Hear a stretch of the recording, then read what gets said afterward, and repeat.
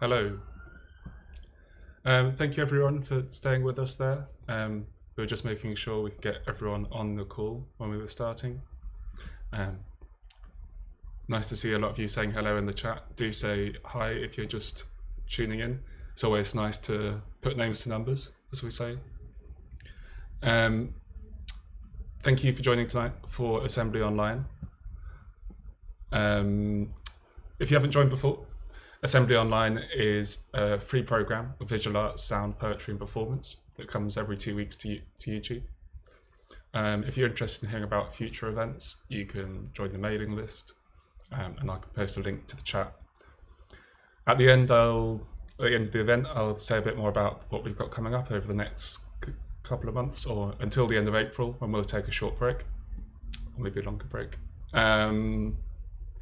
Just for a bit, on the event tonight. So it's the 6th International Poetry Reading as selected by Cai Draper. I'll give Cai a little introduction, as he won't do for himself, but will do for everyone else. Cai is from South London, but based in Norwich. I should mention that his work appears, or is forthcoming, publications from Lighthouse Journal, Bad Betty Press, Leslie Magazine, La Magia and others. And before lockdown, he had been hosting free poetry workshops at the Book Hive. Just a quick reading out from the chat. Maggie Draper, hello Cai and all from London. Trisha Woss, hi from Trisha and Susie in Brighton. Gregory Lucas, hi Cai. Rosie Van Orden, evening all from Norwich. Daisy Mulving, hello. Kristen Coates, good afternoon everyone from Colorado. Lydia Fraser Carnes, hello. Lyndall, here from sunny Portland, Oregon. That was a lie. Andy Moore, hello from Multishall. Fred from Sweden. Anne from Suffolk. Victoria, Belgian living in Greater Manchester. Great, that's. I feel that is very suitable for an international poetry reading. Really looking forward to everyone's readings tonight. I'm now going to pass over to Cai. Oh, we've got a hello from Dublin as well. I'm back at the end. Thank you. Thanks, Henry. Am I up? I presume I'm up. Cool. Hi, everyone. Welcome. That was a lovely intro from Henry. Nice also to hear from all the people in the chat, including fam and friends. So thank you, everybody, for joining. Also to our poets, we got a mighty collection of people reading for you here tonight. Really excited about this, so thanks to all of them. As Henry said, I'm Cai. I normally live in Norwich, but I live alone and locked down alone in a quiet city village was making me go mad. So I've actually come to spend a few days with my mum. So mum, thank you for having me. Yeah, so do use the chat. Please do use the chat. It's a really good way of kind of creating a bit of a space in lieu of any physical space. And it makes a big difference to us. So the reading will last about an hour, maybe slightly longer, 10 minutes per poet. The order will be Cassandra, Serge, Monica, then Praise. And then I'll pass back to Henry at the very end. For a little outro. I'll introduce each poet in between readings with their official bios, etc. Yeah, I hope that will make sense, but I'll get us started as usual with a few poems. Some of you will be aware that I was a chef for several years, retired, but I've now just about got round to writing poems about that time. It's taken me about 6-7 years to do that because it was such a crazy time. And as you know, as we know, space is good for poetry. So I've got 3 short poems. The first one is called The Way I Graced the Passes. With Jason as my witness, Christmas days are thieving twice, once my time and next my wish list. Vostov, steel, all 6 inches. That's never him pinching our wages. Jesus, proprietor full of food and promises. Can I get more than a pursed lip cursing? I bake, I cure, I slice, I chutney, persimmon and spices. And here's a pretty drab thanks to grant the way I grace the passes. Can I get more than a backs and a wee chef? Sallow bleated repeating tickets, mid-shift Strager neatly. Chef Matt's reputation gaining morsels. I've ruined the moose, lies in tatters. Who cares? I don't. Rabbit ragout. His top knot in a fug, gone full raggedy. Knives all jaggy, each run ragged. Swagger potential as rosemary, garlic, flakes of chili. Everyone's fucking each other, innit? Regret is a hole in the wall. Fuck it. Time for a bag at a willy out party, gyrating, getting mounted, bitten. Every disturbance to trace this happening. Cool. Thank you. This next poem is called Surf and Turf. Razor clams wriggle under, shimmering heat on the menu short, death in the open kitchen, increase visible intrigue, thus custom. Transparent exchange from its horrible writhing, I get pain, the opposite of once opposite, an encased tubular hate, some kind of torture in gathering, pluck, outbeats life for its milk white flesh, flecked hot with nduja, alien idea, the clam's body flexing to break out of itself. I can't think of it now as anything other than cruelty, chic flavor, as if what substance meant of its life was a chef's good name, because small plates of rare fruits nod to scarcity, value proportionate to having not read an item on a Vauxhall menu much, ergo, such delight. They scoff the lot and order thrice, triple the experience of there not being enough. Jason watching and washing up, sucking morsels off the plates for his supper. Us and the clams ain't us. 1 free can of Foster's as a thanks, plus an impassioned rant on the scran from a posher. Cool. And finally, this poem is called Celebrity Trifle. The proprietor was in a tree, on the phone to the manager. I'm in a tree. On the day of the big handbag event, he'd been bragging and worrying everyone about for weeks, and in a tree, not out of his tree, as you might expect the everyday nature of people's colloquial fucking about, but actually, quote, in a tree. That's where the proprietor said he was, and see us, yeah, very much where we were supposed to be, in the kitchen, where we should have been, and you might think to find a small congeries of chefs doing a 100-gallon custard for the handbag celebrity trifle.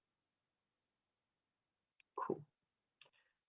Thanks everybody. Right, little intro, warm up from me there, and now on to our first proper poet of the evening. Cassandra Troyan is a writer, educator, and performer whose work explores the intersections of gendered violence, radical histories of resistance, trauma, and capital. They are the author of several books and chapbooks of poetry, including Freedom and Prostitution, came out last year, A Theory in Tears, 2016, and Kill Manual, which was from 2014. And they've presented, performed, or screened their multimedia work internationally. They live in southern Sweden and teach creative critical writing practices as a senior lecturer in the Department of Design at Linnaeus University. I came across Cassandra through an excellent anthology from Crested Tick Collective called Rewilding, and hollered at them because of that. So I will now hand over to Cassandra. Okay, unmute, start my video. Yes, okay. Hopefully this is working. Thank you so much for that intro, Kai. And I love those, yeah, the chefing poems. I think I have some, yeah, I have some thoughts to share with you after this. But yes, and to say that I won't be reading that poem that you heard me read before from the Crested Tit anthology, but I will be reading other poems from what is now a new collection that will be coming out from Veer Books this year. That's going to be called Against Capture, which is about trauma, love, and I would say abolishing all forms of incarceration, captivity, domestication, borders, detention, towards many different forms of solidarity, particularly a trans species solidarity that is more prevalent in some of the poems that are later, but now including one of the main poems of the collection that's called The Hedgehog of Eternity, but it's too long for me to read in one sitting. So not tonight. The Hedgehog will have to wait for another night. And yeah, so then I will start at the beginning and then read a few poems in sequence and sort of tell you the titles of each as I go. And then there are a couple ones that are sort of dear, but who it's being addressed to is left blank, and that sort of forms a sequence of different kind of open love letters of correspondence. So this first one is, how can I tell you some things take time, take me aside. Fuck a man in a car in a parking lot near the sea for free because you feel like it. Make a killing. He rips off your panties. You let it happen. You wanted to. You've been having sex. You've been up at dawn. You've been wandering the streets. A white woman approaching the end of false elegance, looking past yourself. Wonder if you're losing your hair, hating the same face because it never stops changing. Holding one image against another image, against another image as an act of terror, unsolicited rage, a gesture of homesickness. As your mother says, my breasts are your sister's breasts, and when they measured you, it was confirmed they were the same. The aging body, a lineage of familiarity, when you no longer know what is for free, when you have to give it up, give it away, a memory of when you begged him to take you home even though you had nowhere to go, the blood in your mouth spilling out onto your lap as you pass through the security point. They tell you where to place your hands, to spread your legs. You imagine a horizon where there are more words for fantasy or the feeling of getting what you wanted, or that you is not only not you, but all the other not yous folded into it as the wand scans over your body and you are taken aside so they can continue to touch you. And you think about that morning when you fucked the bed across the room and leave it there, its own island, a space for dreaming. Security brings you to a room and you separate from your not body, a layering of tits sprouting off and your necessary compliance. This form, your drama of resistance, a false weakness, as you cry in the airport, you hand over your passport with tears in your eyes. He says, this doesn't look like you. How about now, you say, as you look up and smile, and he asks you about a place you could never call home. Oh yeah, and this shirt is also by this skate and collective called Brujas that they made, of course, abolish ICE.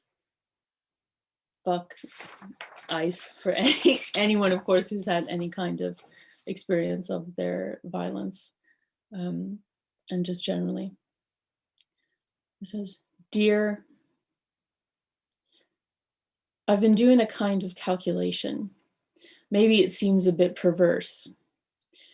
It's a kind of measuring of distance, a kind of taking account of everything you've never noticed, but now feel ridiculous. Yet this absence taunts you, makes a fool of you, like your collar turned up, waiting for me at the tram. It's so simple, what is missing? The fading and softening of my body, its rigidity and composure. I begin to throw everything away as I'm tired of results, outputs, but still I keep the numbers. I practice a kind of narrating to see and say what we don't let slip past, a fear of the inevitable. I take no chances and believe nothing, touching everything while creeping past borders. I know what happens when we're not silent. A threat always greater than mutual force, until they bring the bodies out, until they pile them up and say they're building a monument, a memorial, a prison, until.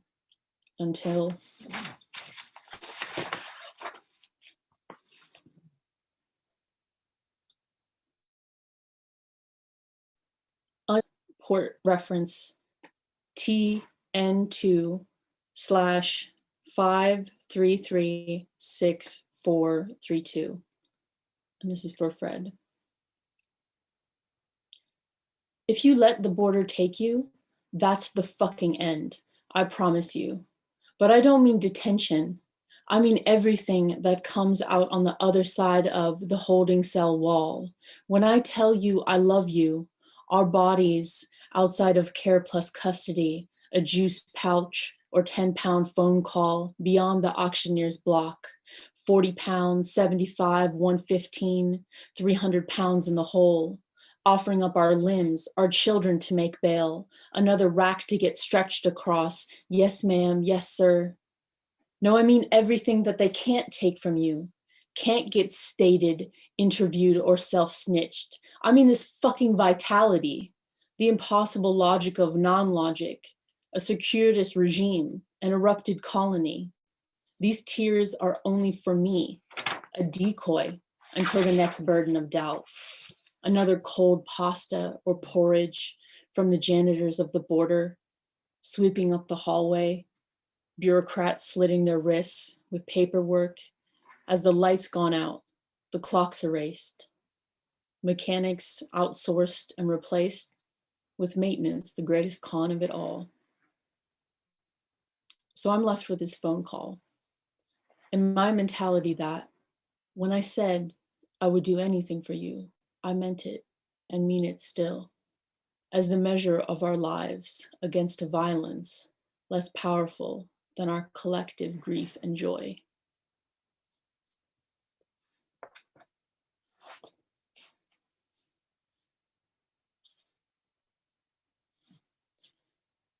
Dear,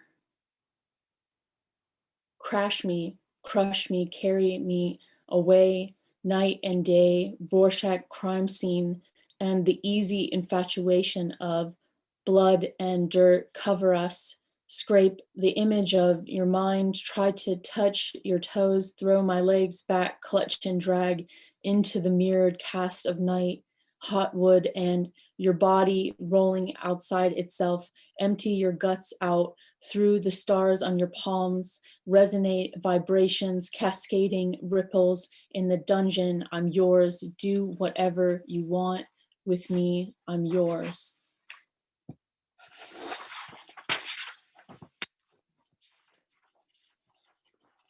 Yeah, okay. This will be the last one. And it's called, Please Explain Why You Gave Us This Score. Have been in the sun, have been woeful, have been weepy, have been unremorseful, have been up all night speaking to the dead, calling to ghosts, instead of commodities made from dust, creamy lozenges, yogurt in a tube, tropical awareness. At the vending machine of promise, we already know our sponsors, who will snitch and who will let you slip out the back door. Titties out and irreverent. A nipple of the wind takes you back. Choke yourself with your own hair, craft a noose. I'd say pick up the hammer or hold it against me. When Finnair asks you to rate your deportation flight, thank you for your valuable feedback. When the anarchists where you're from have turned politicians, then realtors. No, I will not like your page. Remind us how beautiful your life could be as a board game, a failed TV pilot, a female CEO, a homosexual landlord couple. What was your main purpose for taking this journey? Dear customer, sincerely, get fucked. I just put deodorant on outside my shirt because I no longer experience barriers between my body and the saran wrapping of the working world. Lymph node seepage. Here's a great drinking game. Pull out a tooth for every email you write after 5 p.m. Haha, time isn't real. Spread out some Capri Suns, 3 dozen cupcakes, slap up some duct tape, and 26 million ways to spell destitution. Please rate your satisfaction as we tongue your wounds, as who needs enemies with comrades like these? Thanks so much. What? Thanks, Kai. Thank you, everyone, so much for having me. That was awesome. Oh man, so many good lines. I really, really loved "Tears are only for me, a decoy." I loved that. I thought that was, yeah, that was awesome. And also, remind us how beautiful your life could be as a board game. Bars, as they say. Thanks, Cassandra. That was really brilliant. Cool. Time isn't real, but I will move us along nonetheless. So next, we're going to have Serge Neptune. Serge has been called the Little Merman of British poetry, which is an accolade and a half. His first pamphlet, These Queer Merboys, which was published by Broken Sleep, is absolutely cracking. No pun intended, like cracking. His work has appeared in Finished Creatures, Lighthouse, Banshee, Brittle Star, and elsewhere. I think it was through the Lighthouse edition, maybe, that Serge and I first got to know each other, I think. Anyway. It might be. Yeah, I'm going to now just pass over to Serge. Okay, Serge, take it away. Thank you so much, Kay, for this opportunity and for the superb hosting. And thank you so much, Cassandra, Monica, and Praise. It's wonderful to get to know you and your poems. Thank you again for this opportunity. I'm going to read from my pamphlet, These Queer Merboys, which explores queerness through mermen. So yes, trigger warning, this first poem has a suicide attempt in it, so just be aware of that. A child comes out as a merman.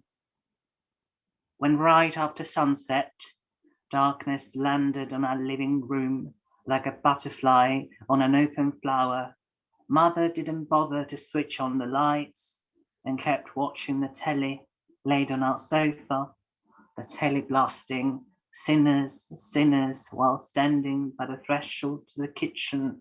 I announced, my voice all jelly, I'm a merman now. And Mother looked at me for a second, nodded, and topped her lips again into a blanket of silence. The morning after, I found a leaflet next to my pillow, content I could not decipher, with pictures as bright as sun-filled bubbles of morality. Mother said, if I wanted to learn how to swim, they'd pay for lessons. Dad in the car pestered me with lectures about being only 13 and knowing nothing, being full of nothing. You shall not lie with a creature of the sea, for they have no soul, and only by marrying a creature of land may they acquire one. I started taking baths before sleep and went to bed, so wet I'd soak the sheets, and started sleeping in the bathtub all night. I joined my legs tight with an elastic band, enjoyed every cramp, every cold shiver. The next day, screams and thumps out of the bathroom door woke me up as I delayed everyone's morning routine. Over breakfast, mother insisted once more. I was clueless. I said I'd found a new God, one more tender, one that allowed for mellowness. Mother shook her head. Dad shouted to go to my room, called me an abomination. They decided to leave me alone. Wait, sorry. A shadow sewing button eyes on ghost dolls. No one took a bath in the evening. Once they watched a stand-up show on the telly, had their chests shake with so much laughter they couldn't hear a thing. Once the water in my bathtub was all cherry. I tried to stop the flowers of my wrists from blossoming. Right, and I'm going to read a new poem as well, which has been recently published in Queerlings, which is a UK queer poetry magazine. This is called Ariel. Not quite a Disney princess, Northwest London otter mustachio boy from a good Jewish family, ear to ear smile, bubbly as an air spirit. Shakespeare name, but not many get that. Met you in Waterloo, fairy arms on Pratt's wonky table, unbuttoned pale blue shirt, wink of chest fur that got me thirsty. Start of a tease, awkward looking at the ground, pacing along the south bank.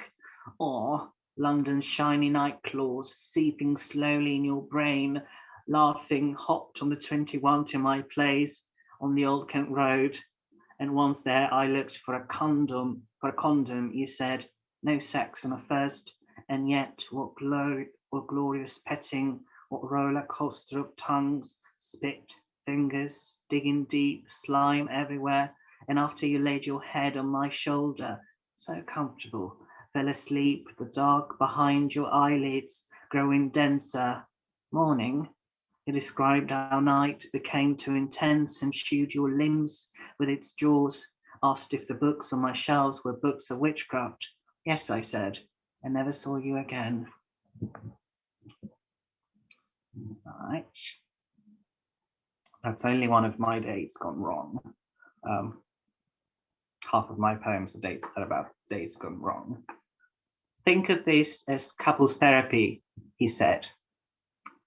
Love is a recipe you should approach with care.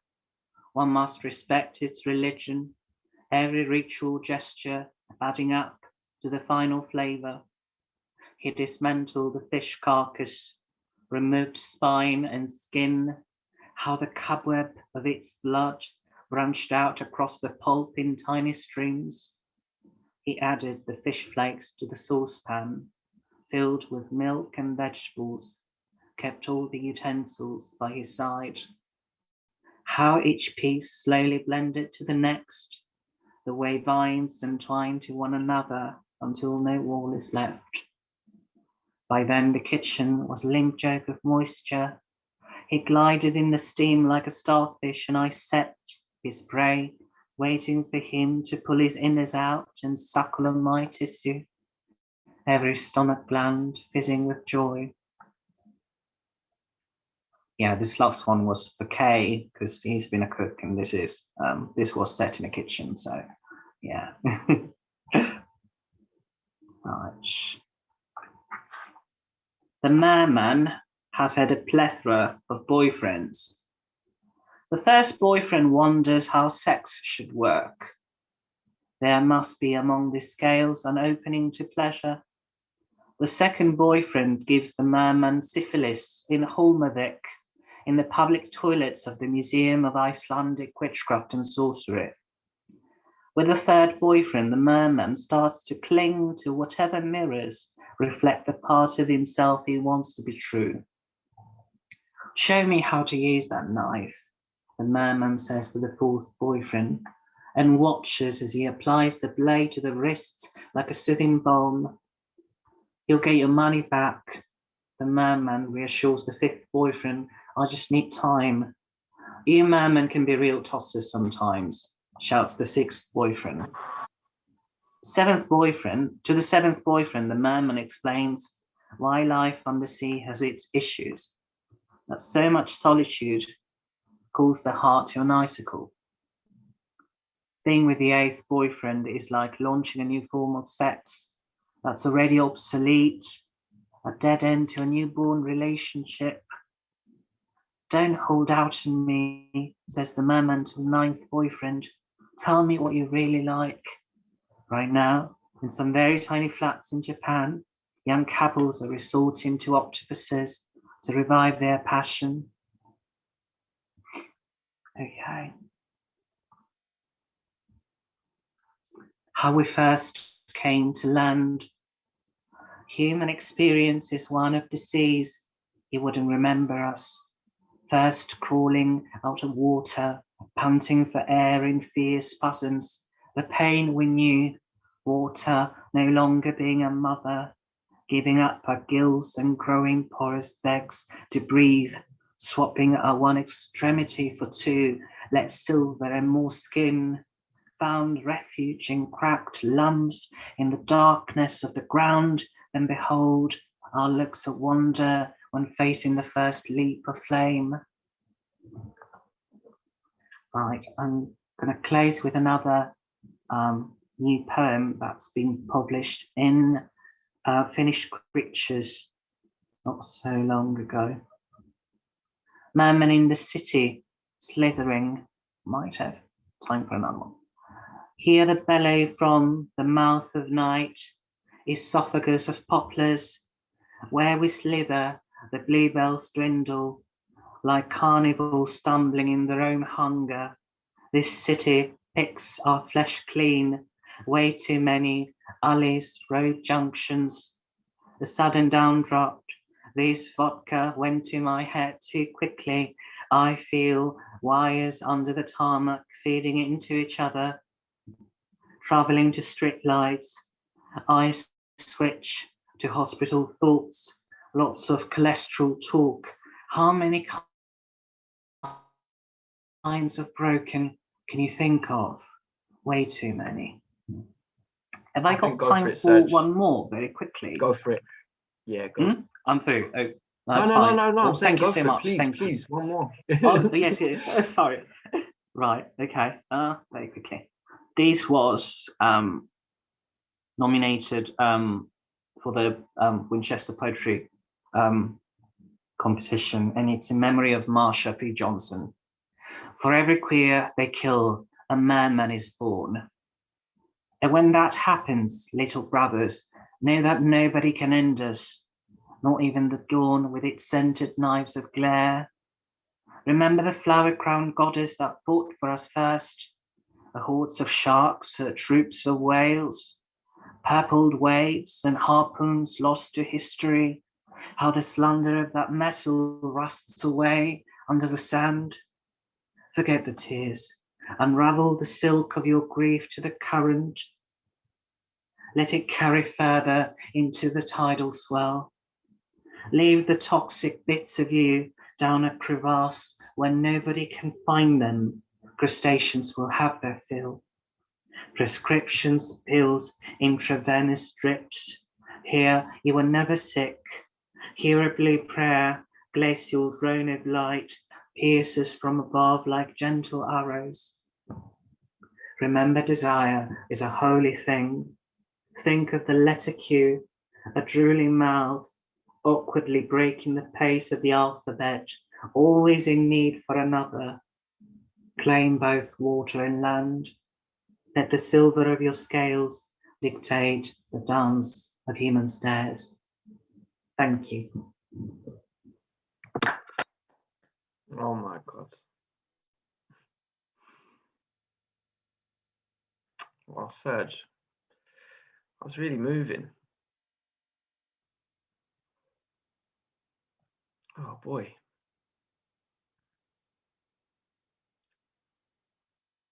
I'll take a minute just to feel that, man. That was a really, really beautiful reading.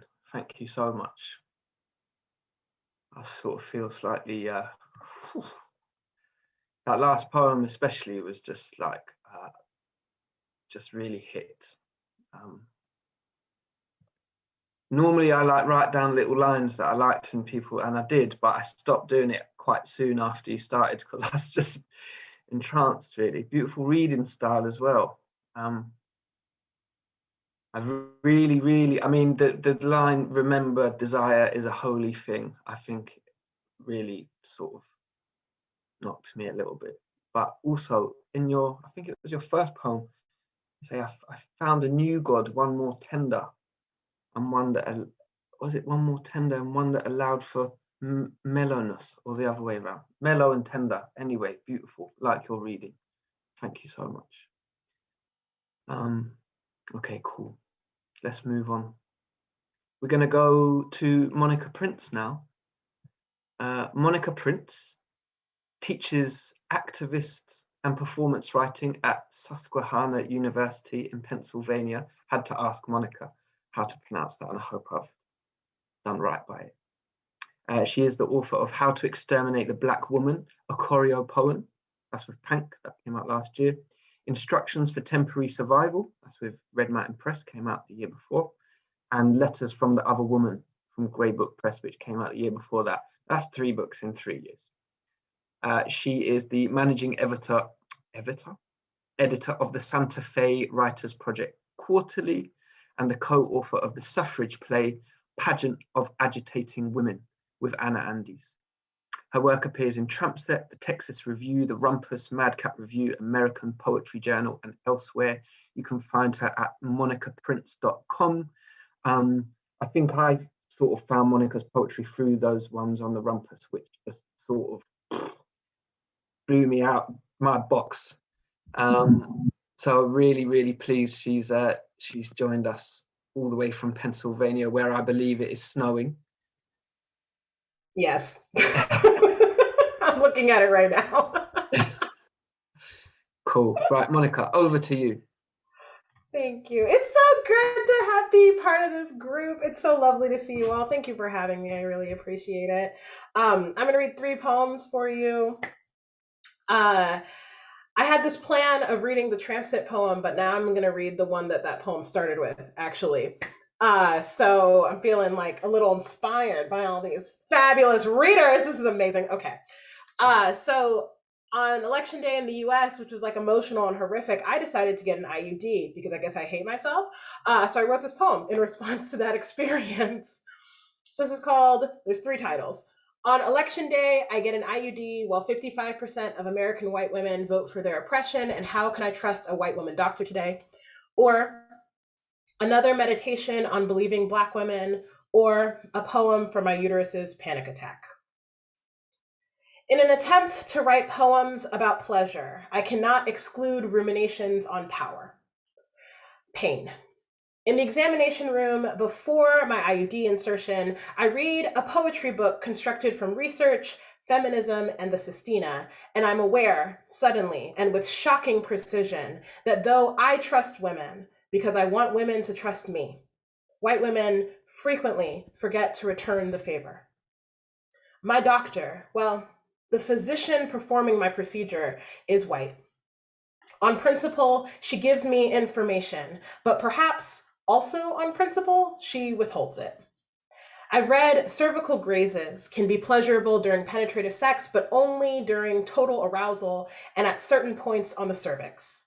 Under every other circumstance, touching the cervix for a biopsy, see colposcopy, childbirth, see natural or vaginal birth, or routine procedures, see IUD insertion and removal, pap smears, diaphragm or NuvaRing insertion or removal.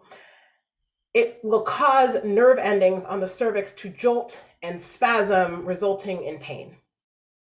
Tisking to herself afterwards, my attending physician says she should have told me to take pain medication before coming in today. My vision blurs and resets, pulse rapid and consistent, breaths erratic. The trouble with white women is rarely do they think it necessary to listen to or believe women of color, Black women especially. Before the procedure, she asked me why I wanted an IUD. I don't want to discuss my recurring nightmare surrounding pregnancy, how I will likely die from childbirth complications because medical professionals assume all women in general and Black women specifically to be hysterical. See etymology of hysterectomy, and therefore unreliable reporters of their own symptoms, of their own bodies. Any woman afraid of pregnancy is immature. And if I don't want children, I'm selfish.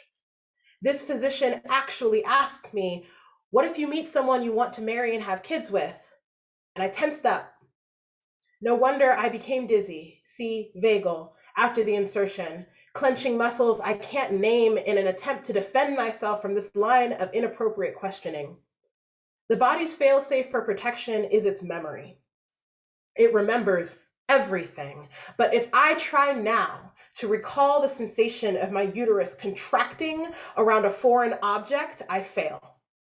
I can't relax an internal organ, can't breathe through her panic attack, quell her fight or flight response with stillness and calm. My womb has been under siege for over a decade. Rape after rape, birth control after Plan B, irregular period after STD, and she's tired of this permanent self-defense posture. As I lay on the examination table, body broken into cold sweat, hands on my belly above my uterus, I imagined her planning an escape. Conspiring with the ovaries and fallopian tubes, she marched back and forth in the war room of my lower abdomen, demanding swift and severe action, the IUD the last straw to break her. How dare I plant a cross inside her, tell her she can't make a baby, can't renovate, can't clean up nice. If I'm not careful, she won't burn this cross, she'll bury it. I wish my white woman physician had told me to take ibuprofen for my uterus's temper tantrum, to apply a heating pad for when she calmed down, to take the rest of the day off so we could both recover and apologize to each other. But I believe she considered me dramatic, exaggerating the pain scale. Since it's normal to experience cramps after this procedure, I must be overreacting. Did the doctor's level of care change when she discovered I wanted sterilization? When a doctor labels a patient selfish, does she become a sadist? Was it easier to dilate the cervix of a 30-year-old Black woman who's never had children without medication because I deserve some pain if I'm going to skip the miracle of childbirth? During sex, my partner slaps my ass and fucks me hard, supplying pain I crave, am desperate for. This pleasure is about power. How I can request to be hurt, but not harmed, stung, not stabbed, smarting, not suffering, even in my consent. To receive this treatment, evidenced by my signature, I did not give permission to be dismissed, only to be offered information when coaxed, or to be tortured at the hands of a white woman on election day. I am not a purchased experiment to forward modern medicine, and she is not J. Marion Sims reincarnated. I expect betrayal from faceless white women drunk on their own subjugation, aching for relevance in the patriarchy that alleges to protect them as it leaves them without pleasure. But I want to trust my attending physician, even if she is white. Even if she doesn't agree with my decision to remain childless, even if she has given me no reason to. I want to leave more cared for than I came in. Shivering on that examination table, lights out, my knees locked together, I couldn't slow my heart rate enough to sit up, get dressed, and walk out of there. My womb cramped in time to a question I've never asked out loud: when will I feel safe again? And I forced myself to stand. No one believes Black women experience pain, so I waited until I was alone to collapse and cry. Okay. So my next poem. This poem is called Patience is a Virtue. And this is in response to an article written about Breonna Taylor's murder back in April of last year. For those of you who do not know, Breonna Taylor was a Black woman asleep in her home in Louisville, Kentucky. And the police broke in on a no-knock warrant, which apparently is a thing in this country, and they shot her They shot into the place because her boyfriend tried to defend them with his own gun, and she died. She was killed in this experience, and no one has been arrested for it. Okay, so I read an article from the Denver Post, because I'm from Colorado originally, that was published on September 15th, 2020, and it was called "Louisville Will Pay $12 Million in Lawsuit Settlement in Breonna Taylor's Death," and it named her mother, Tamika Palmer, who is being paid in the civil suit, basically, so that they kind of just want her to go away. So the quotation was, "Palmer has said she is trying to be patient about the results of Cameron's criminal investigation and the long wait, which is now 6 months since her daughter's death." So this is for Tamika Palmer, who's Breonna Taylor's mother. Patience. Noun, circa 1200, patience, meaning quality of being willing to bear adversities, calm endurance of misfortune, suffering, etc. As in, Tamika Palmer has exhibited patience while the city of Louisville investigates the murder of her 26-year-old daughter, Breonna Taylor. From Old French, patience, meaning patience, sufferance, permission, and directly from Latin, patientia, the quality of suffering or enduring, submission. As in, the cops who entered Breonna Taylor's home on a no-knock warrant lacked patience. Also, indulgence, leniency, humility, submissiveness, submission to lust. As in, Breonna Taylor's home was only targeted because she used to love a man who probably listed her address as his, believing in her patience with him as he failed to get his shit together since he wasn't there when the cops arrived, but her current boyfriend was.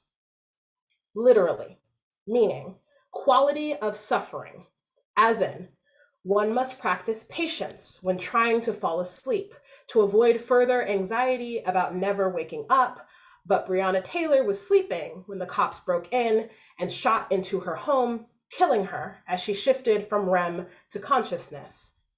From Ambrose Bierce's Devil's Dictionary, 1911, a minor form of despair disguised as a virtue, as in, not exhibiting violent behavior in response to the murder of your daughter is a sign of patience, virtuous even in a Black woman like Tamika Palmer. As in, $12 million won't fill the holes in Breonna Taylor. Read, entrance and exit wounds caused by ammunition ejected from police-issued guns resulting in death. Or, fill the hole in her mother's heart, but given time, read, enough displayed patience. Police reform promised by the same city of Louisville that murdered her daughter might make it so Tamika Palmer or every other parent of a child sacrificed, so white people have something tangible to get mad about, and everyone else can keep living as permanent ghosts grieving, so Tamika Palmer never has to indulge in patience again. So this last poem, I'm trying to read more poems about my mom, because I love her, and also because I feel like she thinks I don't write about her, which can't be true because I wrote a whole book about her, but here we are. So this last poem is called Chimney Sweep, and it's for my mother who lives in Denver, Colorado, but she lives in the suburbs west of Denver. And if any of you have been there, you know it's a mile above the city, 5280, whatever, however many feet it is above sea level. But that's where she lives, and it's adorable and great there. So this is for her. It's called Chimney Sweep. My mother hangs empty glass bottles from our mountain ash tree in the backyard. She says they trap evil spirits.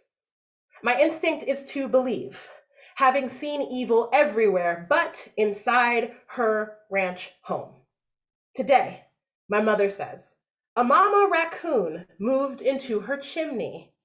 I can hear her lungs nearly burst with a scream 27 miles away. She lives at the base of a foothill they call Green Mountain.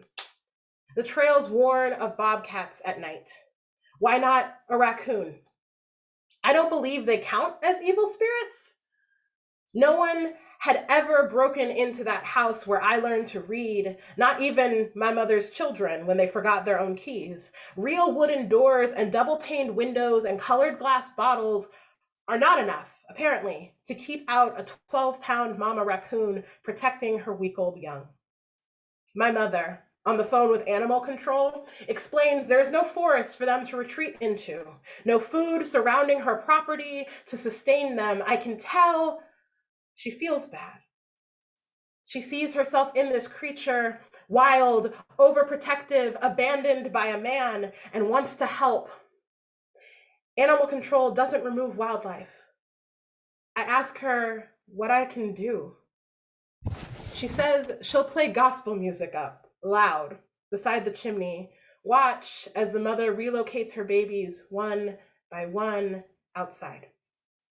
It's not that my mother is heartless or doesn't care about the safety of animals. It's that her house is so big, full of children's footprints and latent chicken pox and lost keys and recycled bottles.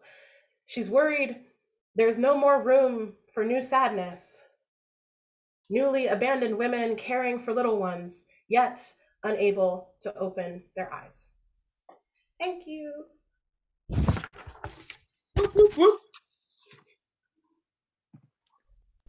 That was beautiful. Gorgeous, Monica. Lovely, lovely place to end as well. Yeah, big words, big words. The etymologies in the Breonna Taylor poem feel like they're doing magic or something. Magical work. And you're right, $12 million won't fill the holes in Breonna Taylor.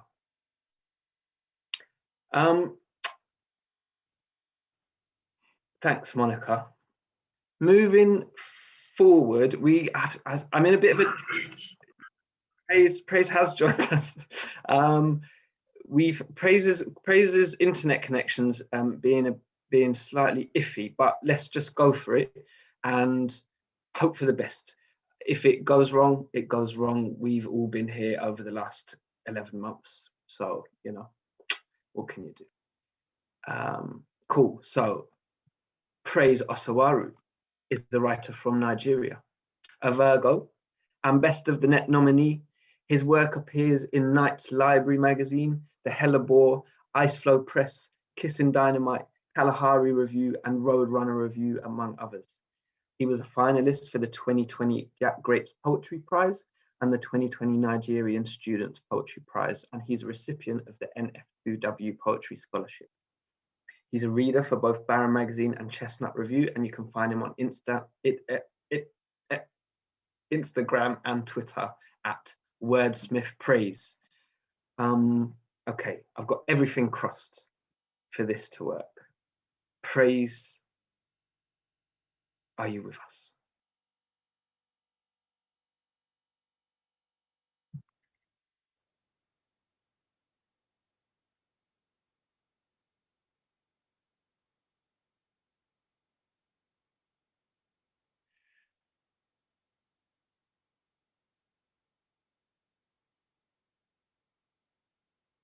Okay.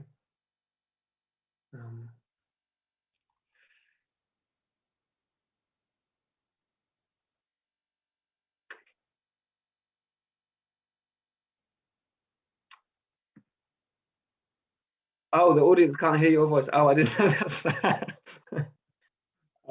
Okay, so Praise, it looks like Praise is trying to connect. Henry's just given me some like background information.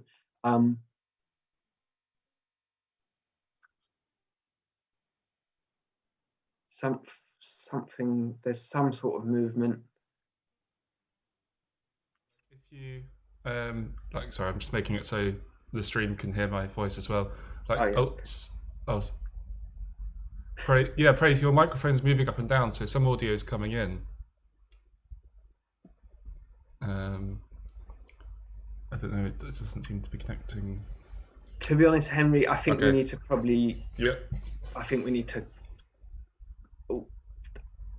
it keeps doing the little thing where there's a yellow box around praise, and then it goes away again. I'll just ask to start video and see if it starts one last time with him.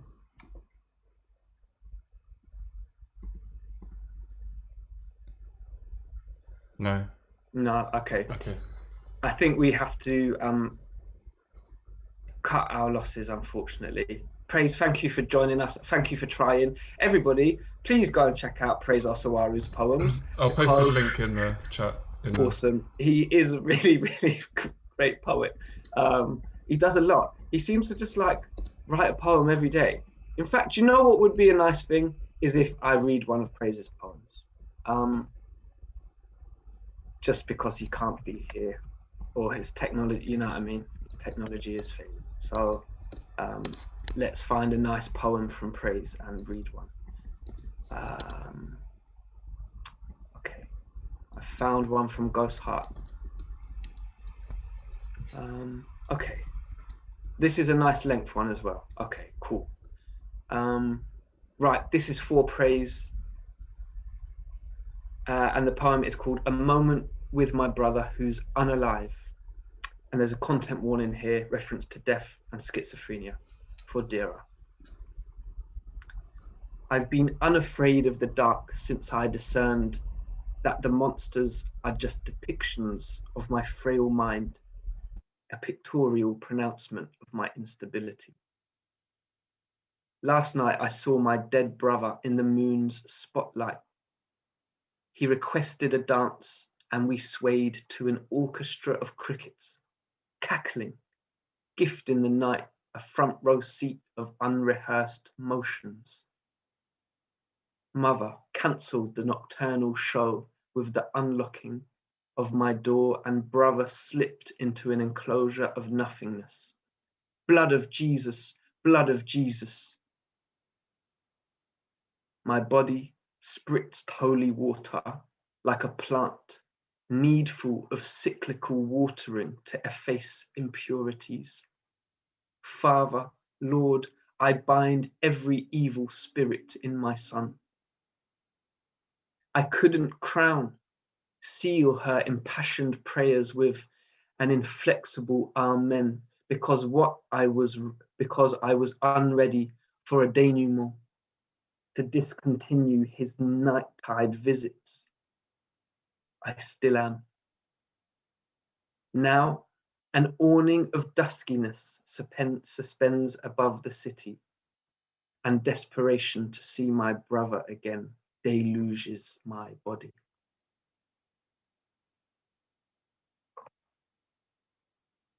So that was a poem from Praise Osawaru. Big one. I wasn't quite ready for that. But there you go. So you get a little taste, and go and check him out. He writes a lot of poems, like a lot of poems. Cassandra's saying read more. Yeah, okay, that's a nice idea. I think that's a really good idea, actually. Oh yeah, this one from Ice Flow I thought was good. Yeah, okay, cool. This one is called, this is on Ice Flow Press. This one is called Portrait of a Loving Woman as a Homemaker, after reading Nome Patrick. The first time I saw my father distraught, he had just lost his job. Like a kid who lost their teeth, it willed an ache in his being. My mother welcomed him into her arms and thanked God it wasn't his breath. It's not the end, my dear. God knows what is best. Those were the words she fabricated to envelop him. My mother became a self-appointed preacher at home. When a door closes, another opens. Everything is in God's hands. Inflamed with ardent hope, father moved with the wind, pummeling on every company's door in the city, but they never unclutched to entertain the underside of his feet. Months rolled by, and we were compelled to ration his savings. When no job loomed over my father, mother relinquished her retail shop to him, so he wouldn't submerge in the alluring arms and mushiness of the living room sofa. I think that was the first time I witnessed my father's eyes glisten. It was like his brown eyes bore two suns the sky couldn't sustain. The house saw my mother inordinately abundant to write a book on her new life. If it did, it would be titled Portrait of a Loving Woman as a Homemaker, as that was what she became so father's shadow could remain inert at night.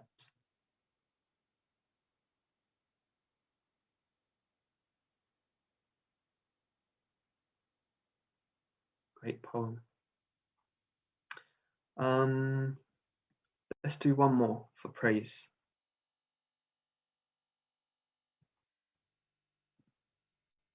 This is quite a good one actually for praise. There's also a really nice photo of him on it. Oh, praise. Oh my god! Oh my god! Praise. Hi, can you hear me? I can hear you. Can you hear me? Yeah. Yeah.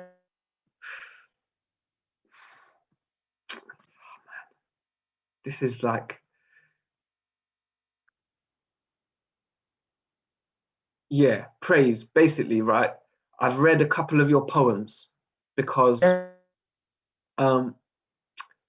we were too sad not to have you and your poetry.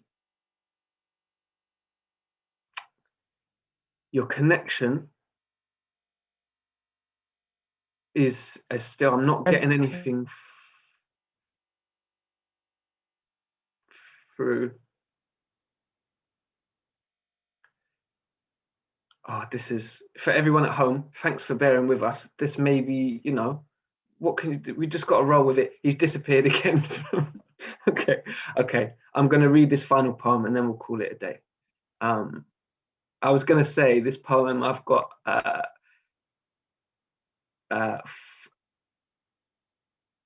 from praise here is a nice one. He's got a nice photo of him up here, and it's also called My Poems Lay Me Bare, which oh, hang on. Oh, I've got the interview up. I'm just trying to get the poem.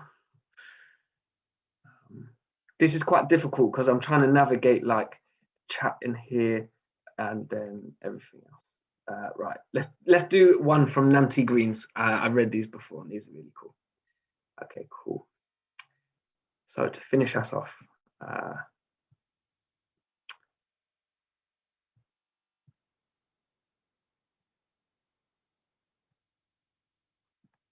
sorry, one sec.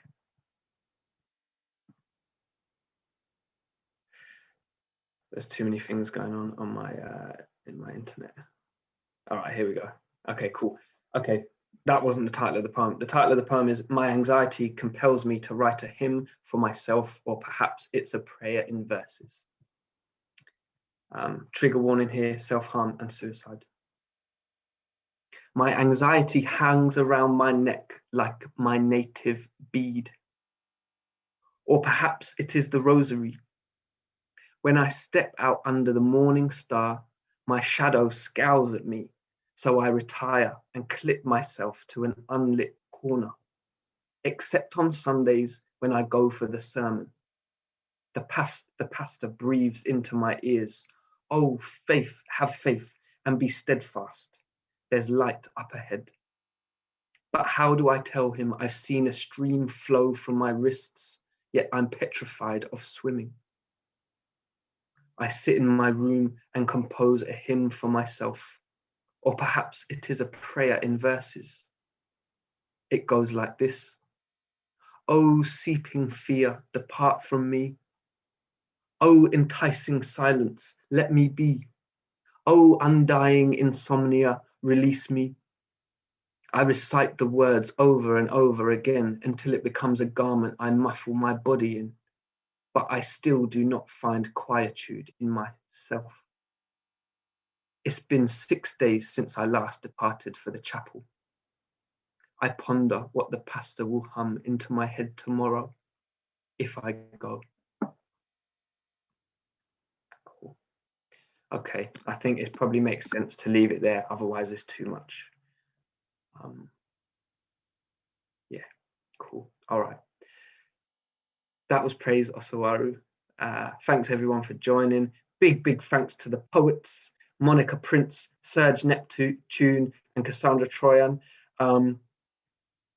Lovely evening. Thanks everyone for coming, joining us from all sorts of reaches. And that's it from me. I'm now going to pass over to Henry, who will say a little bit about the wider program. But thanks everyone. Cheers and see you soon. Thank you, Cai, for that. I do hope if I don't manage to tune in for Assembly Online every time, then maybe Cai could read my introduction, because I think he did that very well. Maybe he could read my poems that I haven't read as well. Thank you everyone for joining tonight, and thank you to the poets for reading. Do check out Praise's stuff. It did sound great, and to everyone else for a true international reading. Just a few notes on things that we've got coming up with Assembly Online. In 2 weeks' time, on March the 4th, we have an Original Projects from Great Yarmouth event with Mark Cater on finding Emerson, the fight for photography as fine art. On March the 18th, it will be another Oven By event by Jonathan P. Watts. On April the 1st, we have Groundwork Gallery in Kings Lynn on their Japan Water exhibition with Veronica Secules. April 18th is with Sarah Lowndes on what does community... Oh, I've lost the title. What does community mean now? And at the end of April, we'll have a closing quiz with a few surprise guests in a similar way to we started the program. And then we'll have a break. Assembly Online might come out later in the year, or we might do physical events. It's very hard to tell at this stage. Thank you to everyone for tuning in. If you'd like to join the mailing list and you're not on there, I'll post a link into the chat now that I don't have ready. There we go. Also, just to mention, if there's any artists out there, we have a summer exhibition at the Assembly House that's on in June. And there's no fee to submit, and there is no theme, and there's no commission taken on the sales of works. So do submit something to that if you'd like to. All forms welcome. I've posted the link in the chat. That's everything from me. Oh, I was just getting something in. Okay. I think that was praise. We're just getting a bit of audio.